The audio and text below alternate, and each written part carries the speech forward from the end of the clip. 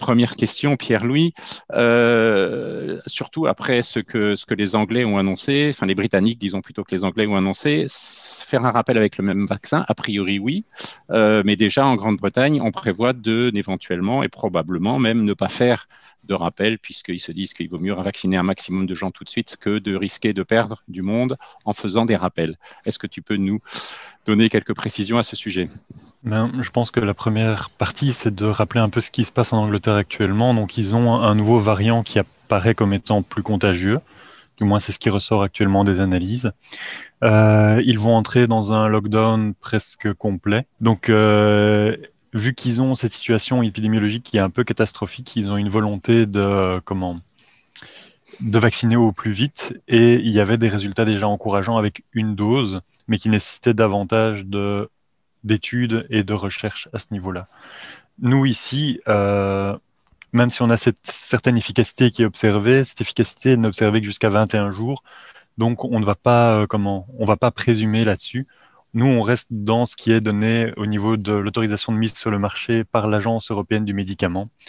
Et on ne joue pas avec les schémas, comme le professeur Goldman nous l'a dit. Donc, jouer avec les schémas, c'est le meilleur moyen pour se retrouver face à des conséquences qui étaient imprévues.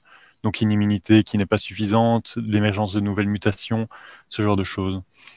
Donc, nous, ici, on part sur le principe qu'on a un schéma en 2 doses, on respecte le schéma en 2 doses, et dans l'idéal, on respecte le schéma au niveau du timing. Si c'est pas possible, ben, il est toujours indiqué de compléter le schéma le plus vite possible. Ok, merci. Et évidemment, avec le même vaccin, il est hors de question d'utiliser un vaccin pour une dose et un autre On vaccin a, pour une autre. Actuellement, il y a rien qui permet d'étayer ce genre de choses. je crois que M. Goldman voudrait intervenir à ce sujet-là.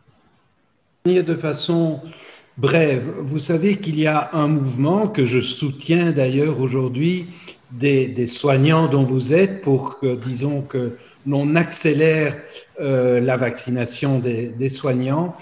Je pense que ce que vous venez de dire est très important et je compte, enfin j'espère vraiment que vous maintiendrez cette position au nom des généralistes, comme les généralistes anglais l'ont fait récemment pour effectivement s'opposer à ces nouveaux schémas qui sont proposés. Je pense que c'est extraordinairement important et je ne voudrais pas, et j'espère que, disons, l'action qui est menée au nom des soignants ne conduise pas effectivement à des modifications du schéma chez les seniors, parce que le stock de vaccins, il est limité.